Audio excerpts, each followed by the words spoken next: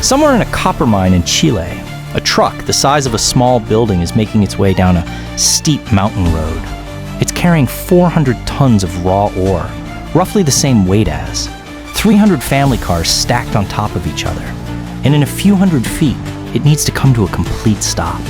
The driver moves 1 foot, 1 pedal, 1 push, and 400 tons of moving mass stops. If you've ever seen footage of these trucks and wondered how that's even physically possible, the answer involves a principle of physics discovered over 300 years ago.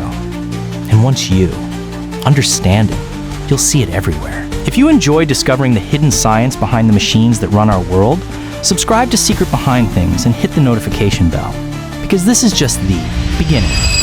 Let's start with why stopping a giant vehicle is a fundamentally different problem. A standard passenger car weighs roughly 1.5 tons, a Caterpillar 797F, one of the largest mining trucks ever built, weighs over 600 tons when fully loaded. That's 400 times more mass. And because kinetic energy scales with mass, the forces required to bring that truck to a stop become almost difficult to comprehend. So the braking system can't simply be scaled up. It has to be fundamentally rethought. And the solution begins with one simple property of liquid. Hydraulic fluid cannot be compressed. This is the foundation of everything. When you push on air, it compresses. It absorbs your force and shrinks.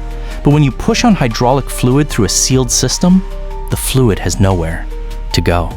It transmits every bit of that force, instantly, in all directions, with almost zero loss to wherever the pipe leads. When the driver presses the brake pedal, that pedal pushes a small piston inside a component called the master cylinder. The piston pressurizes the hydraulic fluid in the lines. And because that fluid cannot compress, the pressure wave travels through every brake line on the vehicle simultaneously, reaching all 6 wheels at exactly the same instant. That's how one driver, pressing one pedal, sends a braking signal to every corner of a machine, the size of a house. But there's still the question of force. Pressing a pedal with your foot generates perhaps 70 to 100 pounds of force. That's nowhere near enough to stop 400 tons. This is where Pascal's law becomes the real engineering breakthrough. Blaise Pascal, a French mathematician working in the 1650s, observed something remarkable about confined liquids. When pressure is applied to a sealed fluid, that pressure transmits equally, in all directions.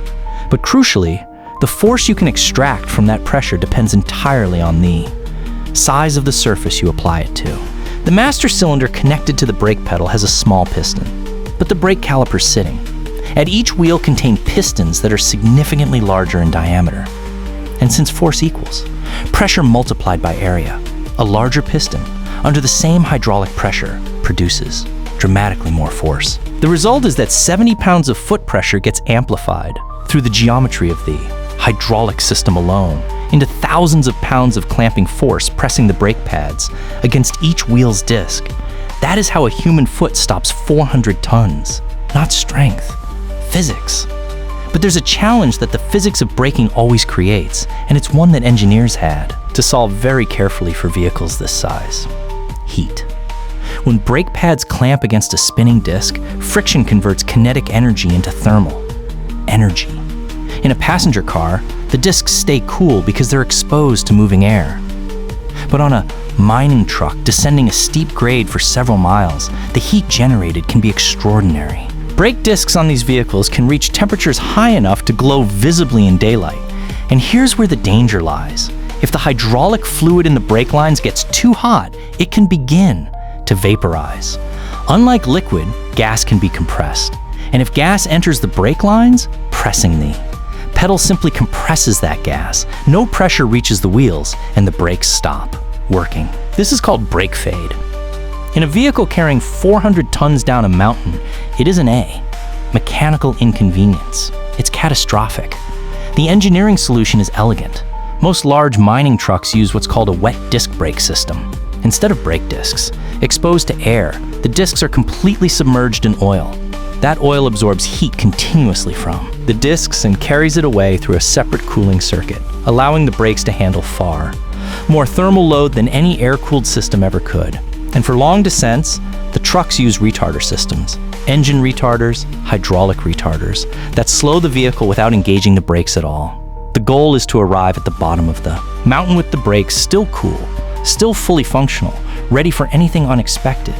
So the next time you see a 400-ton mining truck roll to a controlled stop, here's what's actually happening behind that single pedal press. Hydraulic fluid that physically cannot be compressed, carrying a pressure signal to 6 wheels at exactly the same moment. Pascal's law, a principle from the 1650s, multiplying a human foot into thousands of pounds of clamping force. Wet disc brakes managing temperatures that would destroy conventional systems, and retarders keeping everything cool for miles before a single brake pad ever touches a disc. It isn't just a bigger version of your car's brakes. It's an entirely different class of engineering, built around physics that a 17th century mathematician described in a single sentence, and that engineers have been refining ever since. Thanks for watching Secret Behind Things. If this gave you a new appreciation for the engineering hiding inside machines you see every day, subscribe to the channel. The science we explore here is always the science that's been right in front of you, just waiting to be noticed.